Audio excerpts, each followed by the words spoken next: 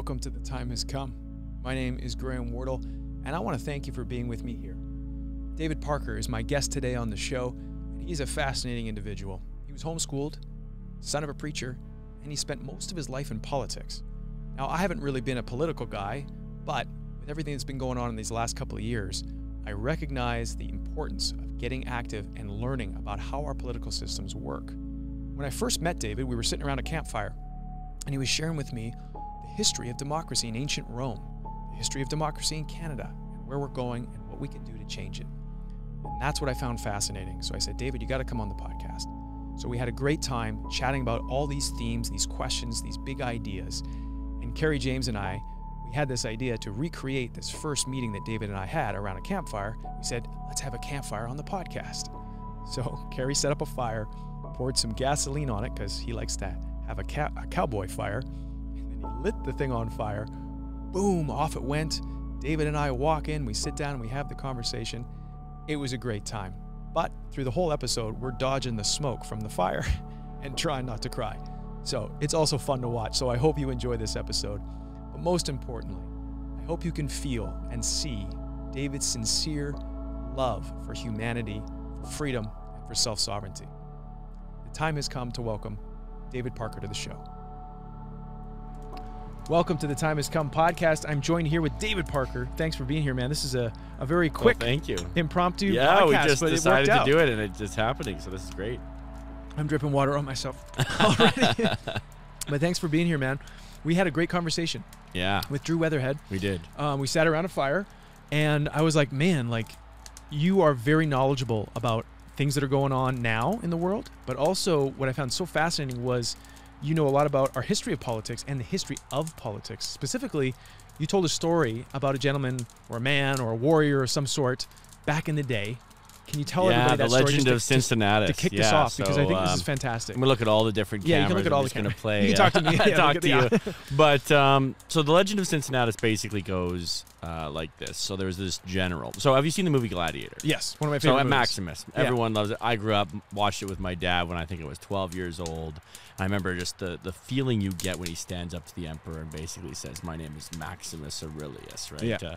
You know, father to a murdered son, you know, husband to a murdered wife, you know, I will have my vengeance in this life or the next. Yeah. Right? There's the moment. But that mythos, the Peterson would call it the archetypical myth there, is actually the legend of Cincinnati, which is a Roman myth that comes even before like the time of Julius Caesar. We're talking the Roman Republic time. You gonna be okay with this fire? Yeah, I think so. I should be all right. Okay. If I get it out of control. Let me know, because we can always calm it down a bit if need be. No, anyways. We're good. But yeah, so Cincinnatus, he was this general, right? And you have to understand a couple things about Rome to understand how warfare worked back then. So Rome didn't allow people who lived in urban areas to serve in the army. Oh, that's right. You told me this. To serve in the army, you had to be a rural landowner. And the prestige, that was like or you had to own land. And a big part of the reason for that was if you didn't have an attachment to the soil, right? If you didn't have a belonging, if you weren't fighting for something, and you wouldn't fight nearly as hard. So the Roman conception of the legion was that it had to be basically the strength and honor of Rome. But that also meant that most of Roman soldiers were farmers, right? And Cincinnatus was a farmer, but he was a really good general. He was Maximus, essentially. Yeah. And so a couple of times, actually, I don't have the exact number, but a number of times, the Roman Senate would come to Cincinnatus and say, we're going to give you the power of dictator. You're going to have all the powers of Rome. You're going to be able to do whatever you want, and you're going to raise armies because we have an enemy coming, and we need to stop this enemy. And so what would happen was he would, rally the troops, go around, collect the legions of Rome, go and fight the enemy, defeat the enemy, and then he would come back, lay down his sword, and go back to his farm. Lay down his sword. And that was the thing when you told me this. I was like, oh, man, like this is what we have come to in our world today. Correct me if you see it differently, but where we always have the sword. Yes. Our military. Well, power's all that matters. Yeah, power's all that matters. Yeah. Right. It's all, there's that old quote, right? War is politics by other means, but there's also the reverse of that. politics is war by other means. I've never heard this before. Okay. And we're seeing this in the United States, right? We're seeing that like words are being used at almost a warfare level between the two sides, right? Politics has become a whole nother level. We have propaganda at a level never seen by both sides. By both sides. Like there's no one is righteous, not even one here, right? Everybody is pushing out propaganda right now. They're pushing up the rhetoric. So for people that don't know your background, David, can you share with everyone just a brief sort of like history of how you got involved in politics? Because I know you've told me a bit about it, but could you share with everybody else, you know, why you got into it, and then kind of like you have some pretty key markers of your accomplishments along the way. Right. Yeah. Well, it's a kind of a funny story, right? Because I'm not like a lot of people in the sense that I was raised in a very fundamentalist Christian home, homeschooled, and my dad's a pastor. So I often say that I was a little bit sheltered growing up would be like a way understatement. Like I was very sheltered, and but I'm not upset about that, right? Like in the sense that before I was 12, my mom had read me 200 like novels, and we're not talking like, you know, Cat Sat Hat on the Nat. Oh, she read them to you? Read them to as me a child? Oh yeah, wow, read them. Wow. And so we're talking like Ivanhoe, like the Narnia series, The Hobbit, right? We're talking like some serious Western, I would say like it's high children's literature perhaps, but it was just, and she read me all this historical fiction and just tried to build this understanding of civilization and character and virtue and what it meant to be a person in society and why it mattered. Because she had just impressed upon me this idea that, well, you can be great. You can accomplish the things you set out to try to do. And in fact, that's what you're called to do. Beautiful. Right? To Thanks, become Mom. as great as, I mean, I am very, very grateful. Of course, she sometimes says, "What have I unleashed on the world?" And that's a whole nother story. And it's funny, right? Because I had a good friend. He's a yak farmer from Olds. We were talking about this once. And Olds, Alberta. That's Olds, a Alberta. little town in Alberta, Canada. Yeah, sorry. Yeah, it's a tiny rural place, right? Yeah. You could see the mountains from it. Yeah. Beautiful, idyllic little farm, and he farms yaks there. Yeah. And we were talking, and he's like, "David, you're different than other people because a lot of people learn social interaction just, you know, in school. But I didn't learn social interaction from school. I learned it, you know, later on in life through various different means. But university was a huge help, and then I worked in politics for the last decade. Yeah.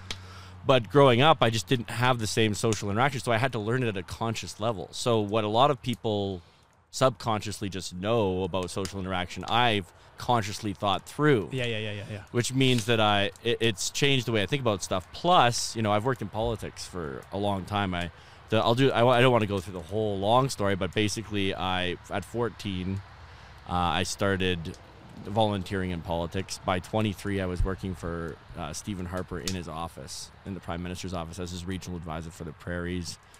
I was a policy advisor in Canadian Heritage. I've done 37 election campaigns. The highlight reel of those was I was the national director of field operations for Aaron O'Toole when we took him from 3% to winning the leadership race. So I kind of managed the volunteers and helped with membership sales and get out the vote, and was a senior staff on that. And then I was also Jason Kenney's regional organizer for Central Alberta. And then Jason Kenney was the premier of Alberta. So governor for the Americans watching, it's the governor equivalent. Yeah. And then I've also ran a group called Take Back Alberta, which most recently organized for a vote that actually was kind of like a recall for Premier Kenney. And so now there's a leadership race happening because he was recalled. Because of the organization that I helped start and the many volunteers, and it was incredible what happened. And so for people listening, this was very important to you because of how Jason Kenney kind of pivoted on his stance on things, and you felt it was really important that this man be removed. Yeah. I felt like so being raised the way I was by a pastor in a homeschooled family, my worldview was very shaped by virtues versus vices, right? And one of the main virtues being integrity, and freedom, right? Funnily enough, this is not said enough about Christianity, but the core of Christianity is that we're all sinners in need of a savior, but God doesn't demand, right? That gives you the free will. He gives you the free will to choose. Yeah, and it's funny because there's arguments about that, but the key of it is freedom was core to how I was raised. It's like you have the freedom to choose. You should choose the right thing, but you have freedom. Yeah. Right. But the integrity part was so important to me. And growing up, I know this might sound strange to say, but it wasn't very common for people to lie. At least they certainly wouldn't blatantly lie.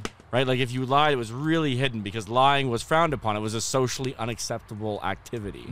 And so I naively, when I got to politics, like in Ottawa, wasn't lying. well, I didn't realize quite how much they were lying. Let's say that. That's all right? they do. Right. It's I was a true believer. Like like people need to understand. I really thought that the Conservative Party of Canada was going to save the country and that Stephen Harper was the man to fix the country. And I worked towards that ever since he became Prime Minister until I worked for him as Prime Minister until he was no longer Prime Minister.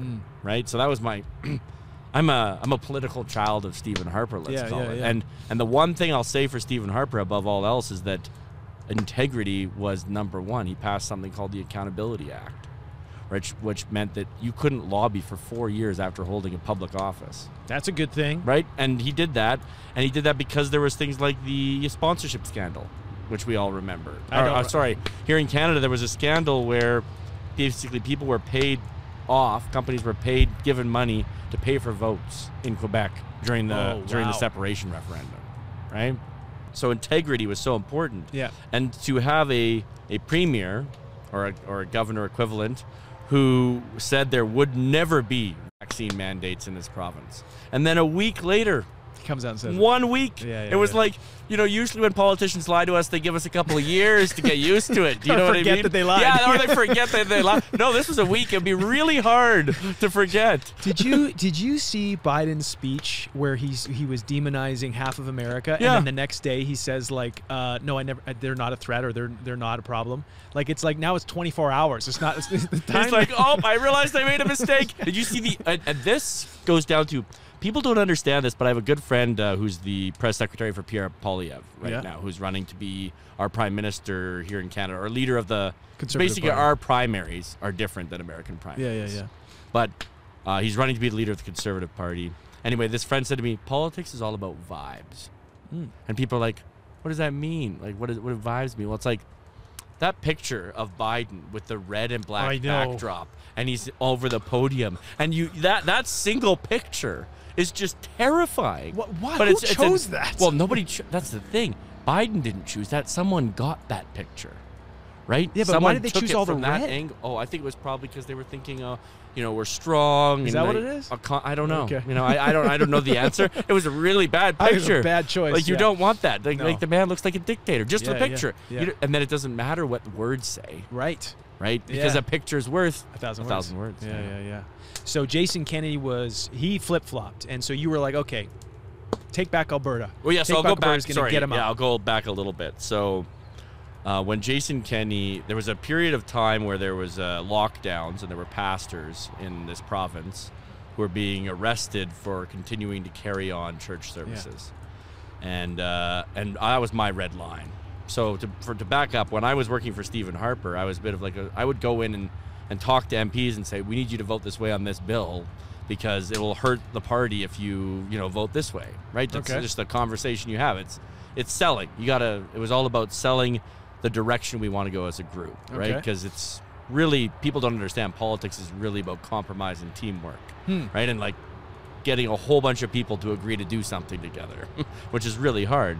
But that was my job. And while I was doing that, like Stephen Harper used to say, the most important thing is that they know that they're listened to and that their opinions heard. Not that we agree with them. That they're heard. That they're heard, right? And I was watching, people were like raising the alarm about these arrests, and Jason Kennedy was doing nothing. Yeah. Right? He was, so I declared war on Twitter, which, I said, I will not rest until you're no longer the premier of this province, right? And that was a bit of a big deal because I had run all these campaigns before, but only in a very small circle. Nobody knows who I am in the broader public. More behind the scenes. But we ended up organizing one of the most impressive democratic feats in Alberta's history, which was 15,000 people spending $100 to go to a vote, to vote out the premier. And this was like, and people don't realize what's happening because there's so much information out there that we don't get the signal from the noise. Yeah. But democracy was violated in Alberta. And how was it violated? I'll take away all the trappings. Imagine if a government could change the day of a vote if they thought that would help them win, right? Well, that's actually what happened, right? Is there was a vote supposed to be on April 9th where we signed up 15,000 people, and he realized he was going to lose. So he switched it. So he canceled the vote. And then he didn't just cancel the vote, okay? He canceled the vote, and then he turned it into a mail-in ballot. Oh, wow. Right? And we all know how people feel about mail-in ballots. Right. And yet we still beat them. Yeah. And this is what I wanted to talk to you about, because this is the optimism that I felt from you when I first started chatting with you. There was a part of me that was apathetic, that was kind of like, you know what, there's nothing we can do. Like, these people in power, like, they're going to cheat, they're going to change the rules, they're going to just make it so that they never can get out. And you demonstrated that it can be done. You can overwhelm this system. You can get people so active and so passionate that you can actually hold these people accountable and get them out. And so that's what you've done. And now there's a new leadership race. Yeah. In Alberta right now. Right now. And it's, well, so I'll backtrack a little bit. So, like, the number one passion of my life is democracy, right? And by that I mean power to the people. Yeah. I don't mean, mob rule. Mob rule. Yeah. What I mean is we need to decentralize power. Like, yes. So if you go, yeah, we got to talk about this. This is one of my favorite topics. Yeah. So historically, if you go back, like, democracy is not the default. Yes. Human freedom is not the default. Yeah. It's Human equality is not the default. Yeah. The default is tyranny. Yeah. And what do I mean by tyranny? I just simply mean someone saying, I'm in charge and you have to do what I say, and if you don't, I'll hurt you. Yeah, brute force. Yeah. It's basically the state has a monopoly on violence. And what does a monopoly on violence mean? It means they can hurt. If you don't, you want to know who, like, if you have a house, right, and you wonder who owns it, just stop paying your property taxes for a while. You'll find out real quick who owns your house. Yeah. Right? They'll come and take it. Yeah. And that's the crazy part about the system is we live in a system where we think these people that we elect are our bosses. Right? And we've created this notion in Western civilization that our politicians are somehow, their personalities matter. Why do their personalities matter? We, the people, tell them what to do. And if they're hired to do a job. Yeah, and if they don't do what we tell them to do, yeah, then we fire them. Yeah, well, that right? should be, but that's how it should be. Yeah, but and that's don't. what we're moving back to now, and that's what I wanted to talk with you about, because you've talked about these stories in the past of decentralizing power in Rome and these different systems that have worked, and it's like, oh, we've gotten away from these things, we've become apathetic, we haven't been involved, and we've sort of taken this approach of there's nothing I can do, and so. What do we get? We get these problems that we're in now. Yeah. And so now you have Take Back Alberta, and this is happening all over the world. Oh yes. All over the world, people are getting together and like, this isn't right. Like, and they're marching in the streets, and they're getting involved in the parent teacher, what's it called? Like the the meetings and stuff. PTA. And they're getting more active, and this is the trend that I see. It needs to be this way because we're at a breaking point. Yes. And systems are breaking down, things are breaking down, and if we don't shift, it's going back to tyranny. And we're seeing it's on the way. Like look at Russia. Russia's totally under tyranny, right? So, like, people don't understand that most of the world's population right now is under tyranny. Yeah. Right? And that other places are trending towards tyranny. And we need to get away from this socialist versus capitalist and communist versus, like, Bernie Sanders was really popular. Yeah. And people loved him because he had a message of, the little guy needs something. Now, his way of going about it, I don't agree with that. But the point is, the little guy's figured out that it's not working for him. Yeah. Right? And I think the problem is that without the little guy, the big guy's got nothing. Exactly. And so we need to remind the little guy that he needs to flex his muscles every once in a while. Now, the way to do that used to be unions, right? Because we had a very centralized economy. Mm-hmm. There was big industries, and they produced most of the wealth. And those were jobs that lasted 30 years, and one man could support a whole family. It was a very different world. We have a way more decentralized, way more highly competitive, internet-driven economy now, right? So we also need to have a different way of making decisions, right? We can't just put pressure slowly through bureaucracy and grinding down our opponents. We need fast-acting government, right? And I think the best way to do that's democracy. And I think people don't realize it. What I say at a lot of our TBA meetings, which are basically just someone invites a bunch of people and I come and explain how our democracy works, essentially. But at our TBA meetings, I say the system isn't broken. Because you have to understand, a lot of the people who come to take Back Alberta meetings are like me. They're unvaccinated. And they feel very strongly about that issue. And they feel they lack trust. They do not trust their government because their government, in their view and in mine, has abused them. Their government has turned them into second-class citizens. Their government has taken away their charter rights, ostensibly to protect who? Because there's just no evidence that it protected anyone. What happened, right? The mandates were unscientific. Yeah, they were politically motivated. I think they came out with that. Yeah, it's all over the news. It's all over the news it's now. Crazy. Yeah. It's crazy. So let's talk about the decentralization of power. You talked about this in Rome. Yes. And how they had different sections that kind of kept checks on everyone else. And I know the United States is very much like this. Is Canada like this? No.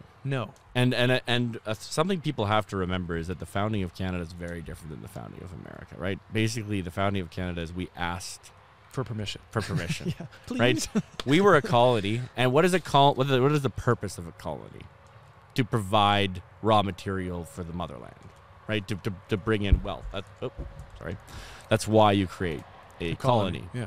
And so Canada was a colony, just like the United States was a colony. Now the United States as a colony is like, we don't want to be a colony anymore. We like freedom. Yeah. And so freedom is just ingrained down there, right? It's like, oh yeah, it's in their blood. Here, compliance is kind of ingrained. Yeah.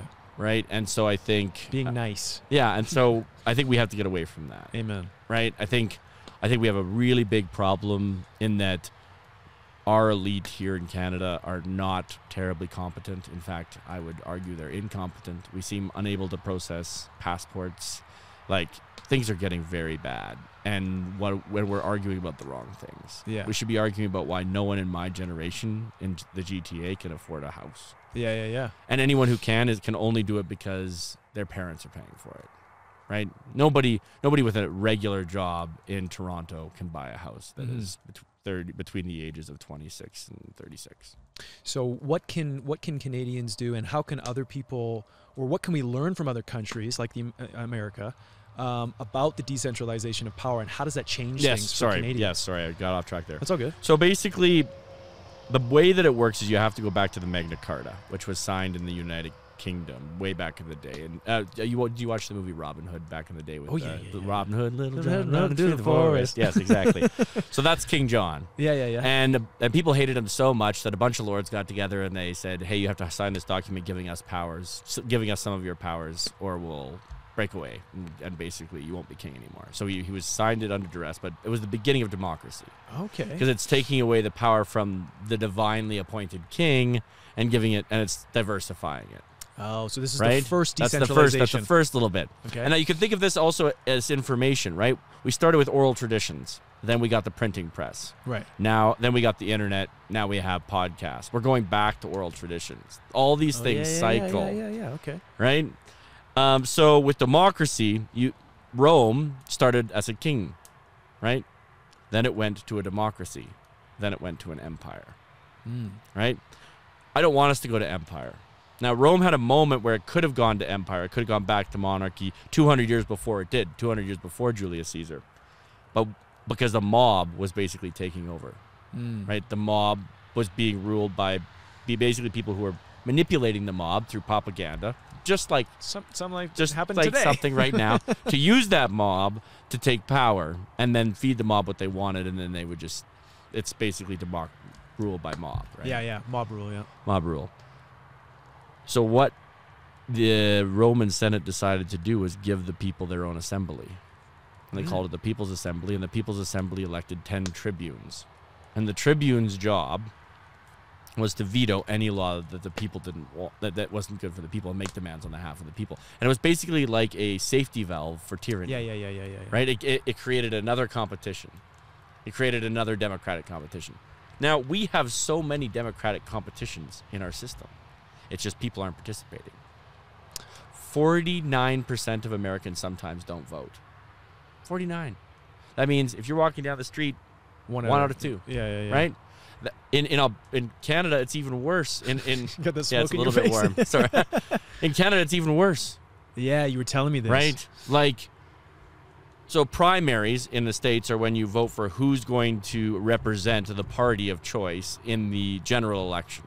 In Canada, we call them nomination races. In America, 10-20% of people will participate in a nomination or primary vote. In Canada, it'll be less than 1%. Less than 1? Yes. So there's ridings in Alberta. So those are like congressional districts in America. There is ridings in Alberta that 75 people voted, all total, not the winning, total voted for the guy who now sits in the legislature. And how many people would be in that riding? Oh, 40,000, 45,000. And 75 people. 75 people. Okay. And so this is what Take Back Alberta did. Exactly. Was you effectively knew the numbers. And this is what I got excited about when I met you. I was like, oh my God. It really is just talking to people, getting them understanding the history, yes. Understanding like, oh, we can actually make a difference. We can actually get involved. And I know you said in Take Back Alberta, it's not necessarily about one political candidate or whatever. It's about these concepts of integrity, of freedom, personal liberty, and self-responsibility, these types of things. And that's where I was like, man, I'm excited for this because, like you said, it's like, what did you say? Culture creates politics, or what is there's an old saying that politics is downstream from culture. Right. And I think we see in culture, we see people who figured that out, so now they're trying to take over the culture to influence the politics. Yeah. So let's look at the mainstream media in Canada. Yeah. $750 million in subsidies from the federal government. And those subsidies are grants. They're just paid into their pockets. Here's some free money. Here's some free, free, but like, don't say bad things about the government, right? Yeah. Don't say bad things about, vaccines. Don't, and ultimately, I think the press should not be funded by the government at all because it doesn't make any sense. But let's go back to democracy for a second because I think I missed something that I want to make clear. Democracy is something that always is better for the people, for the regular Joe, for your average person. Yeah. Well, not just to have a voice. If it's not tyranny, then you don't have people coming up and saying, well, give us 75% of what you grew this year. Oh, right. Like, I don't know if you've ever heard of the Holodomor, but it was a horrible, horrible genocide that happened in the Ukraine that the Soviet Union put on the Ukraine. So it was way back in the day. They basically just took all their food and starved them to death. 6 million of them. Oh my God. 6 million Ukrainians. The Soviet Union under the communism did this. This is not a disputed fact. It happened, right? Everyone agrees. Oh my God. And that's what happens under tyranny, right? The gulags in Russia, right? The long march of Mao. Right, Hitler. People think that the argument is between left and right wing, and I think the argument is between the people and tyrants. Mm-hmm. People that are power hungry. I think we need to go back to Cincinnatus. Yeah. Right. I think the reason that Rome was great was because people loved the idea of Rome. It's the moment in Gladiator where he says there was a dream that was Rome once. Can we rebuild it? And then you have Marcus Aurelius looking at, or Maximus when he's, asking him to become the emperor, saying, you need to restore power to the people. Mm. This is the story that means so much to so many of us. Why? Because my ancestors were potato farmers in Ireland, some of them. And the English just decided to starve them to death because there was too many Irish people, and they were gonna explode as a population, and they were going to become a problem, right? Because demographics is destiny, right? Every empire builder knows that, right? So they starved them to death. So what did the Irish do? They fled to the New World, right? And so for generations, my ancestors have been farming the land, tilling the land, right? Doing all this stuff, just being farmers, right? And that's all we ever wanted to do. But the government just keeps getting in the way. And is this because we don't have active involvement that it festers? It's kind of like if you don't sweep your floor and there's like stuff, you're going to attract mice, you're going to attract things, and mold is going to grow. Is that the same in politics? Is if people aren't actively participating, then you get this mold of tyrants that kind of like festers and grows. And absolutely. Can I boil it down to like basic physics? Oh, sure. The law of entropy. Okay. Right? We are moving always from order to disorder. That's the law of entropy, right? Everything's moving from that. And all you need to know if that is true is look at your vehicles. Right. As you own them for a while, even if you do take care of them, they will fall apart. Just like we will fall apart. Right. Everything's falling apart. So what is life? Life is this crazy thing. It's a weird anomaly, it seems, even in space, right? Which is this, it takes disorder and makes order. Because what is light? What is that fire? That fire is combustion. That fire is disorder, right? But what does life do with that heat? We make food. Yeah. We fire our engines. Yeah. Do all this. Yeah. What does this tree do with sunlight? It turns it into life. It turns it into order. Right. Which is pine needles. What do? We take chaos and we turn it into order. When we build things, when we create anything, when we take ideas, when we write stories. What is a story? It's just taking the chaos of life and giving an explanation to it. Meaning to right? it. Putting Giving meaning to it. it. Exactly. Well, also, I thought about this too. A deck of cards. We introduce chaos by shuffling them. Yes. We deal them out, and then we try and create order as best we can. Wow, I love that. You know what I'm saying? Yes. Yeah, so that is the crux of life. And so that's effectively what we're saying, or like what I'm hearing you say, is that it is... We are in this position because we haven't become active, and there is an entropy, as sort of a gravitational pull towards chaos. Towards tyranny. Towards tyranny. Yeah. And if we are not active, then that's what we get. And so we're kind of in this worldwide. Yes. Worldwide, we're in this moment of like, okay, the deck has been so shuffled, everything is getting so chaotic that it's time to get active and participate.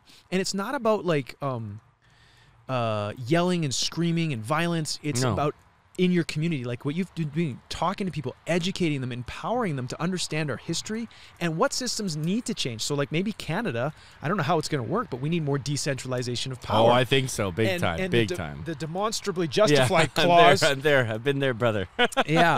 Is, it's like, I think it was Brian Peckford who was talking to me about this, where it's like he never thought when they put this section into our Canadian Charter of Rights and Freedoms, the demonstrably justified, that they wouldn't go through the proper procedures and stuff. It was just like, boom, we're going to enact the Emergencies Act. Oh, it's justified.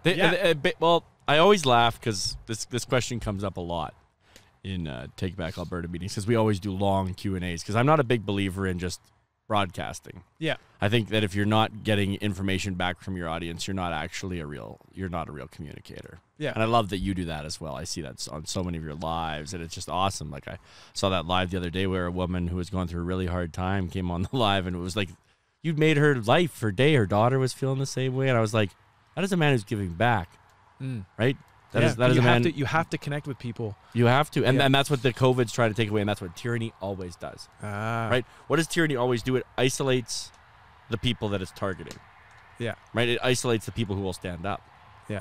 And it breaks them down because it knows psychological torture, the torture of solitary confinement. Whoa! We're getting, for the listeners out there, we're getting sparks and smoke in our boat. It's switching between you and me. So we're weeping right now. We're weeping. We really wanted the fire aesthetic. I still think it's good. I'm willing to weep for it. Sorry about that. So you were talking about isolating people, and that's what they do, is they isolate people from each other so they can't communicate, so they can't connect. And then you have this fragmentation and this entropy of chaos back because people can't unify and go, this isn't right. And I actually put out on my Instagram the other day, just, what I think it was an Instagram post that I saw, something about like, what conspiracy theories do you think are 100% true? Yeah, I saw that. And I put it out to my audience, like, what do you think? And I posted some of their answers. But what I was blown away at is how many people wrote me messages or responded to that. And I was like, oh man, a lot of people believe these things. I didn't think that many people believed it. Oh, I think a lot of people believe these things. Yeah. Or have questions. And that's what I always say. Hey, do you have a question? Why can't I ask a question about this? When it's wrong. Well, when you can't ask a question, there's a problem. Exactly. And that's always it. That's where we're at right now, is like there's so many areas of life that it's like you can't question it because now you're demonized or whatever. But like you said, that's the fragmentation of people. Fragment them. Shame these people. Yeah, we'll divide, right? So it's like, okay, you are of this ethnicity, and you are of this sexuality, and you are of XX. Why are those the things we're defining ourselves by, instead of what are we building towards? What exactly? What do we want? What do we? Yeah. Well, like, it's you. I want to get into this because I think it's so important. But it's that picture of what. You have the individual one that you talk a lot about, right? Where the magic painting. Yeah, the painting. Yeah. I love that. Right? It's so perfect. But what is that painting for us as Canadians? Canadians. Yeah. What is the Canadian story? Yeah. Right. What is your podcast? By the way, which is my podcast. Yeah. But what is and not only that, the problem we have as a species is, what is the human story? right? What are we fighting for right now? What is it? What is the purpose of being human? We haven't got an answer, right? The answer we used to have was, to glorify God, but people aren't okay with that anymore. So then there's no purpose. God is dead. Well, God is dead, and we killed him, and we'll never wipe up the blood, right? Nietzsche. Well, then, okay, now what? Right? Now we have no purpose. So what are we going to do? Make our own purpose. That's what Emerson says, right? So then we get the existentialists. We get Kierkegaard. We say the leap into the absurd. We say we're going to make our own purpose. Well, that's pretty hard to do as a finite being in an infinite universe. And so that's probably where you're thinking this is how it's trickled into culture. Yeah, that's exactly it. I'm saying, okay, what's actually the problem here? The problem is we don't know what we are, right? And I started a podcast called The Canadian Story, and I asked hundreds of people, what do you love about Canada? So I could try to figure out what is Canadian identity. And what I found was people don't know what Canada is. Amen. Dude, I sorry to cut you off here, but when I was in film school, I made a little documentary about this, and I literally went around because I had the same question. I was like, if America is the land of the free, what is Canada? And I was like, well, maple syrup and beavers and hockey. I was like, that's lots of nature, and we're nice, and we're multicultural. Okay, well, those are not things. Yeah, those aren't some. Yeah, exactly. They're not values. No. So what are our values? What are our values? But then it's not. Canada's not just the problem, right? Ultimately, the world's the problem. The whole world doesn't know what its values is anymore. We don't know whether we think even humans are a good thing. Like I feel like you watch The Matrix, and you watch that scene where Agent Smith goes, the humans are a virus, right? They multiply beyond cancer of this planet. A cancer on this planet, right? People believe that. Yeah, lots of people believe that. The number of women who are like, we're not having kids anymore because we're killing the planet. Yeah, right. China's in a absolute economic catastrophe because it has an inverted democratic pyramid, which basically means it has more old people than young people. And the problem with that is if you have more old people than young people, who's going to pay for the old people? Yeah. Right? Who's going to support them? Well, a pyramid that's like this doesn't stabilize itself very well, it collapses. Right? It collapses. And that's actually, Elon Musk talks about this all the time, right? He's always saying, we need to start having babies. We have a problem. But what kind of species, let's ask ourselves, first principles, what kind of species is telling everyone in it not to reproduce? That's a species that's lost hope. Yeah. That's a species that has no reason for going on. Yeah. It's an unfortunate position, but I think people I'm crying actually because of the smoke. It's not because it was so moving. I'm not that good. I mean, it was good. But, thank you. No. But yeah, my eyes are watering because the smoke is my eyes now. But yeah, this is, and it's sad because I know people and they've talked about this, and it's like, there's too many people and there's no sacredness around life, and there's no shared value around the preciousness of life. No. And I think you're right. I think that's probably where a lot of this stems from, is this purpose of if we're chasing, I'm going to find my purpose and I'm going to do this, I'm going to create all these things for me. It's like that isn't truly fulfilling. Well, so I've got a question for you. Sure. What is your purpose? So the way I see it is I tune in to feel where I'm called to go. So some people would say I'm following God or I'm glorifying God in that way. But for me, it's this feeling of surrendering to what I feel my heart is guiding me to do. And that doesn't come from I really want to experience this. I mean, I have goals and things that I love, but it's more of an intuition or a feeling of being pulled somewhere. Right. And so I'm I feel called to serve in this way. Have you seen the movie Donnie Darko? I love that movie. That kind of thing, the right? little thing that comes out of your chest. Okay, I got it. Yeah. That's a great movie. But yeah, that's how I would define purpose for me is it's something that is revealed to you as opposed to you finding it. It is a process for me that I have experienced of going through my life, taking the opportunities that are present to me, but and going through what I'm learning and processing, shedding false beliefs. And as I'm growing, I find people responding to me. There's a joy, or there's a relief, or there's an enthusiasm that I'm like, okay, I feel I'm being called this way because there's more life there. It glorifies God, or it glorifies life. You just see the signs. It's just like, I just gotta walk. I gotta walk down this way. It's obvious. Yeah, and that's what this podcast is like, you know, taking the leap of faith of pursuing what you feel called to, even if doesn't make sense up here, even if it's not culturally appropriate, or, you know, your friends wouldn't approve of it. It's like, I almost quieted that voice. I almost shut it down completely. Really? And I got to the point where I was like, if I shut this down and I ignore this, I can't live with myself anymore. And I didn't want to kill that part of me. So it was like I took this leap of faith, and I was like, okay, I'm going to honor this wherever it takes me. And that's been my leap of faith. This Time Has Come podcast. All these new paths have come from this decision to say, I'm going to honor what my heart is guiding me to do. Bring my head, still be smart about things, but I'm going to take this chance and go where this leads me. And that's my spiritual path. That's my sort of way I see spirituality, is that tuning into your heart and letting it guide you where you go. And it's not emotional. But no. Well, I see it the same way. I see it almost identically, in the sense that I have this theory that it doesn't make much sense to conceive of yourself as the source of being. Right? Because you know there was a time when you were not. You know it intellectually, but to you have always been. Right, exactly. Which is really messed up, right? Which is really messed up. Except that's a misconception. How so? Well, the things that make up you have always been. The atoms that make up who you are. Yeah. And you are also a constantly confluent biosphere of tiny living organisms that are living and dying, and the you that is now is not the you that was, right? Outside of the spiritual sense, to a degree. Okay. But what I would say is that leap of faith you're taking is the realization that actually you are more than just a collection of those things, that you can be guided somewhere. Oh, I see what you're saying. Right? You're opening up, and there's potential. Well, you're opening yourself up to the possibility that something can work through you. Yeah. That's a whole other thing. Right? And well, what would that be if you were just matter? Right? If you were just I see what you're saying. Atoms. Right. What would be guiding you? Right? Something bigger. Something, and that's the thing. Yeah. So I spent a lot of my life, adult life, as an alcoholic, right? And so I spent some time in AA.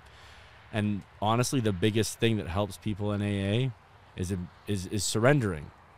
And David Foster Wallace talks a lot about this in his book, Infinite Jest, which is mostly about drug addiction and tennis and a weird Quebec separatist movement. It's a very odd esoteric book, but fairly popular in certain circles. And in it, he talks a lot about how you can't get over addiction until you recognize that you're not in control of your addiction, right? Which is then the beginning of actually getting control of your addiction, right? You have to admit that you have a problem. But then one of the steps in AA is you have to surrender yourself to a higher power. Oh, yes. Right? Why? Because as long as you believe that you are the most important thing in existence, then you will not be able to emotionally accept things that are going on outside of you that don't align with your vision of reality. Right? To put it in another way, G.K. Chesterton wrote, "A poet wants to put his head into heaven, and a philosopher wants to get heaven into his head." Oh, interesting. Right? So the idea of what we should want is just to be able to see all the beauty that's around us instead of figuring out why there's beauty. To take in more of that. Well, see, that's what I love about my podcast and talking to people and learning from people, and is like, I want to magnify more of the beauty that's here, because it's all around us, and it's fun sometimes to talk about why and all these different things. So obviously, yes. but it is very good. No, sorry, your turn for the smoke. I'm not as good. I don't have your laser-like ability. No, bro, I was crying earlier. I was like, I can't take it anymore. Yeah, dude. Well, that's I like that perspective, and I think that's I subscribe to that, where it's like, you can go down it's interesting and it's fascinating to think about why, but at the end of the day, it's like, where does that take you? Yeah. What's the end goal with that? And I've always tried to listen to different perspectives and different ways of looking at the world, because maybe I can't prove it or maybe I can't disprove it. how does it impact my life? How does it change my life? If I'm going out to magnify more of beauty in its limited time that I have, how's that going to change me? It's going to probably feel great. So maybe that's a good operating system to use. And maybe you feeling great will help another person feel great, which then that person will help. You can multiply these things. Right? This is what democracy teaches us, right? Is that if you actually get rid of the gatekeepers and you get rid of the tyrants, then you might end up with something like capitalism. And like, for all its flaws, that means that there's going to be innovation and human suffering will be diminished. I mean, the reason that so many people can live on this planet right now and that there's so many human lives is because of oil and gas. Period. End. Stop. Because you couldn't produce the amount of food you can with oil and without gas. That power source. Without that power source. Human suffering being reduced used to be seen as the ultimate good. Now the ultimate good seems to be saving the planet. Maybe we need to come up with a new ultimate good. Right? Or maybe we need to go back to an old one. Right? Revitalize it, instead of thinking of the old as something that we've, got past and excelled, instead of thinking of life as, grade schools and graduating, maybe we think of ourselves as a tree, right? Maybe we think of the democracy that we've had as a great opportunity for innovation, which has allowed for human flourishing, right? And now we say, instead of saying we just have to hold to the democracy we've always had, we say, let's make it better, right? Let's innovate. Yeah.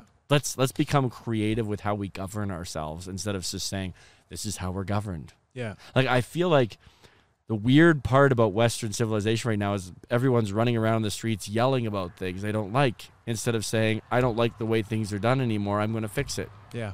Everyone's saying, come and fix my problems, Mr. Government, Mrs. Whatever, whoever, government.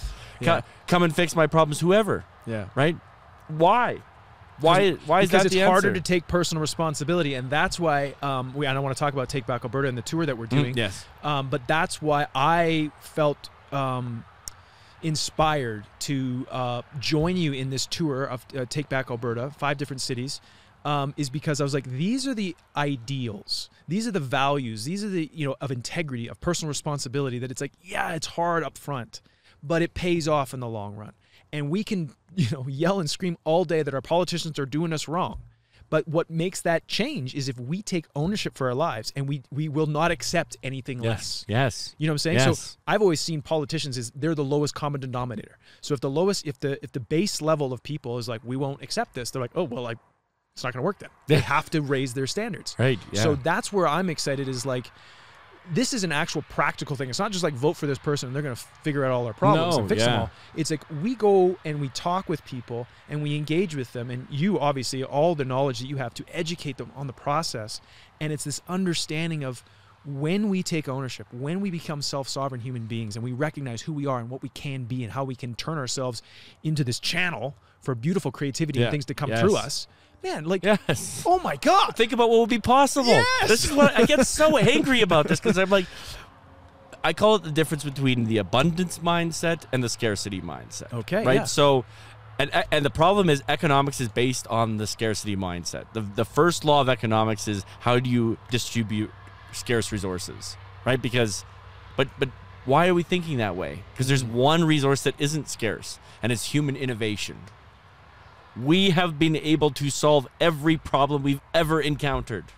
Ever. Yeah. That's what we're good at. Yeah. Is problem solving. And we've gone from seeing ourselves as what used to be called Imago Dei, which is the image of God, to, basically meat sack, I ain't nothing but an animal. Yeah. Right? Yeah. You touched on this earlier, where we used to think of reducing human suffering, and I just want to get back to that, because there are some people that they go, well, the ultimate way to reduce human suffering is to have less humans. Oh, I know. Antinatalism. Yeah. It's a real thing. Oh, my God. Humans, it's better to not be than to be. Well, wow. Okay. Well, what kind of discussion are we having now? Yeah. Right? Being is bad now. Yeah. Oh, well, there are religions that believe that, but usually they're death cults. Exactly. And that's unfortunately what it's sort of creeped in. And what's so desperately needed, and why I'm excited to be a part of this tour. So I got to go back to the tour. Sorry, yeah. So basically, I want to go back to why that fire that we had with Drew is so significant in my mind, and why I'm Drew so Weatherhead excited. when I was on his podcast. Yes. Yes. Sorry.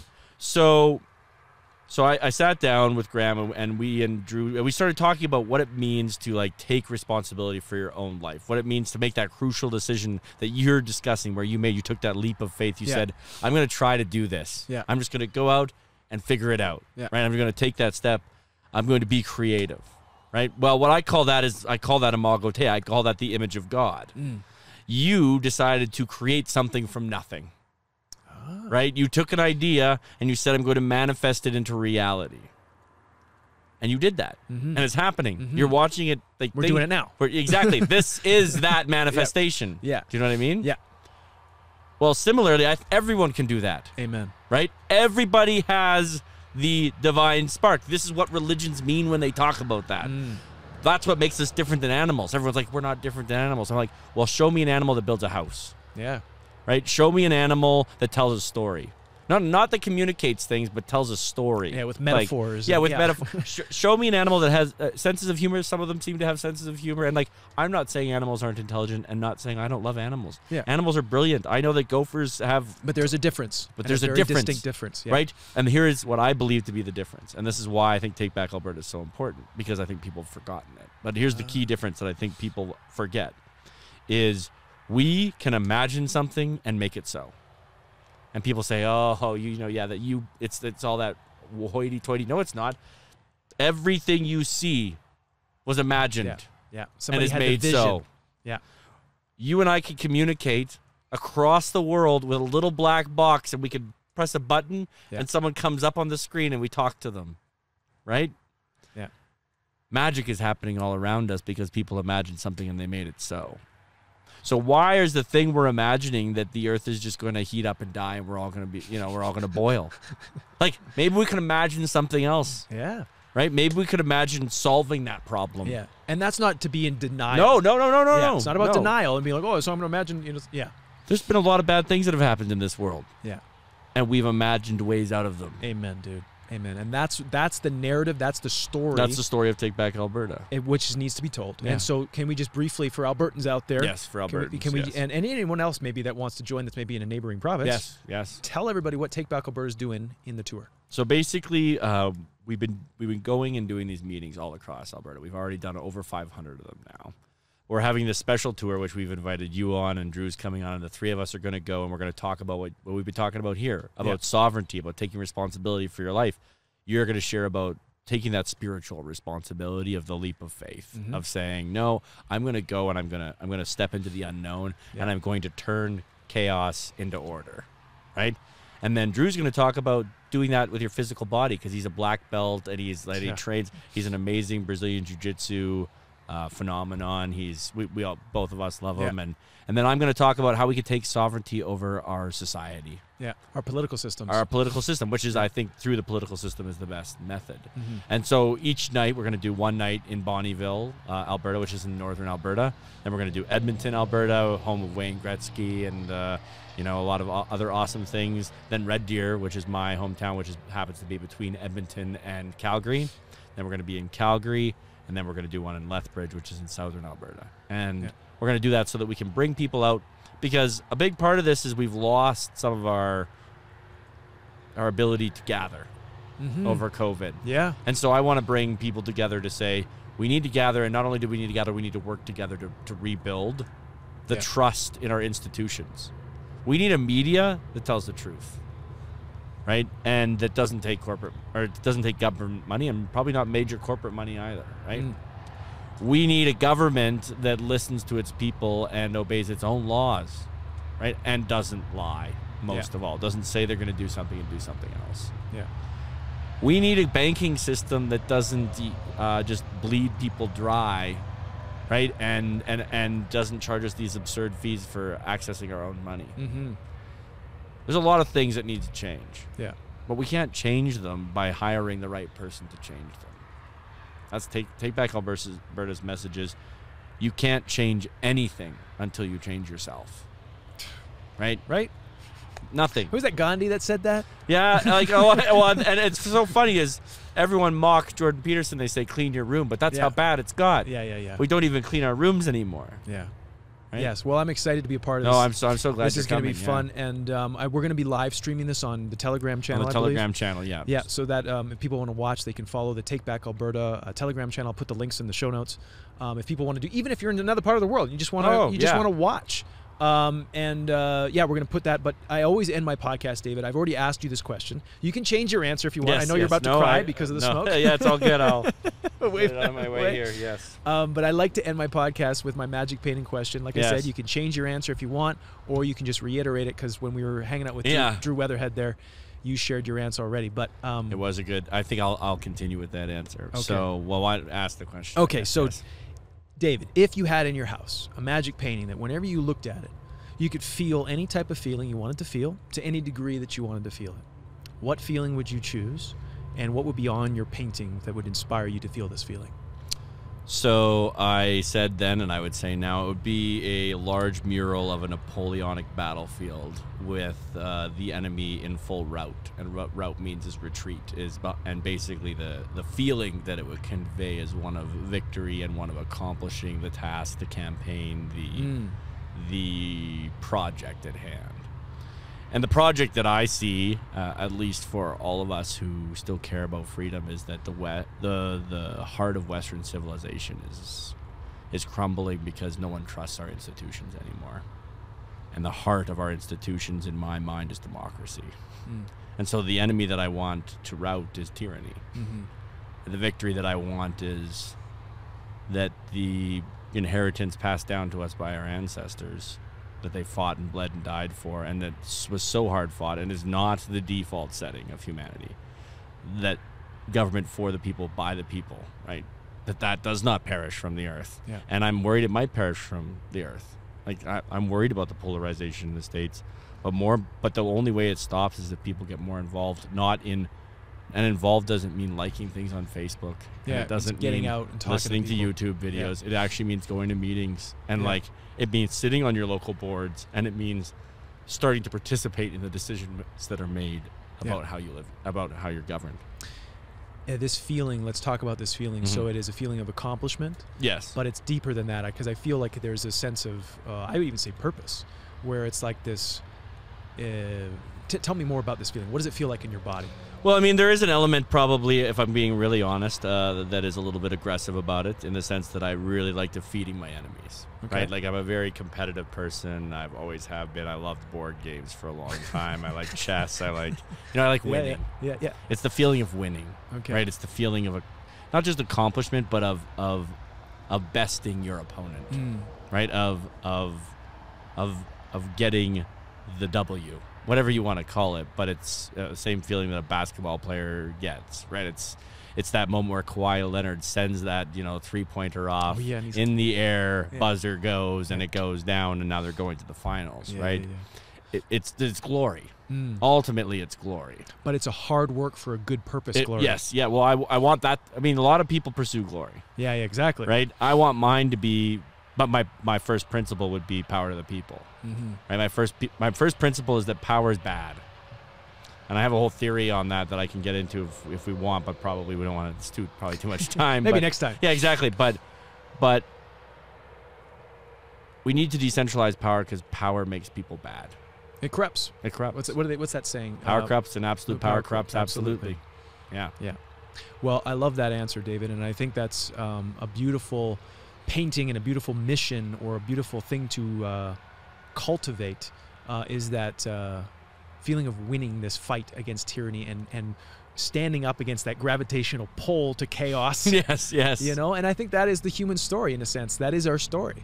Well, can I quote an old Roman poem that I just absolutely love? It says, "How can men die better than facing fearful odds for the ashes of their fathers and the temples of their gods?" Bro, that's it. That's it, man. Thanks for being on the podcast. Thanks, man. Thanks for having me. That was awesome. That was awesome. All right, everybody. That's it for this episode. We'll see you next time. Well, that's it, my friends. Thank you so much for joining me. Thank you for watching all the way to the end. I really appreciate it. I just want to say, before you go, if you haven't already had a chance to enter, I'm giving away a free cell phone. One of those Samsung S20 FE 5G 128 GBs. It's a smartphone. If you want a smartphone, enter the contest. Click the link below, put your name down, and you get entered to win. I'm giving it away. So I don't need it. It was given to me by my cell phone provider, and I thought, you know what? I'm just going to give it away to my audience. Somebody probably needs a new phone, an upgrade. So click the link below. Get yourself entered to win the smartphone. I want to thank Kerry James for producing, for editing, for doing all the stuff that he does for me to make this episode happen.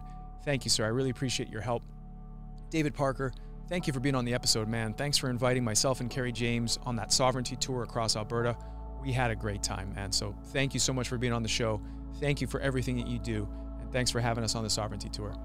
I want to thank Eskimotion for his music. The song is called In Dreams, and that's what plays at the intro and the outro of my podcast here. So I really want to thank him for his music and setting the tone for my podcast. All the best to you, Eskimotion. If you want to check out his music, click the link below. If you want to text me, I send out updates. You can text me at 250-999-4163. Send me a text, and you'll get an automated response back that says, like, what do you want to get updates on? And you can just say, like, everything, or like, I just want to get updated on the podcast. Just respond, and then automatically you get put in a category. And then anytime I have something to update you on, I can send you a text. It's kind of cool if you like that. And if you don't like it, you just say, stop, and then I'll stop texting you.